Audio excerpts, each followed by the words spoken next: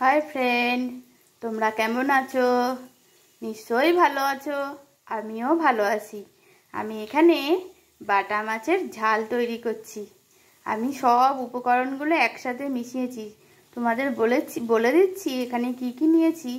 আমি 8-10টা বাটা মাছ নিয়েছি, একটা বড় সাইজের পেঁয়াজ কুচিয়ে নিয়েছি, আর ছোট বড় দিয়ে রসুন নিয়েছি 7-8টা, আর স্বাদ মতন কাঁচা লঙ্কা নিয়েছি, আর হলুদ গুঁড়ো, নুন স্বাদ মতন।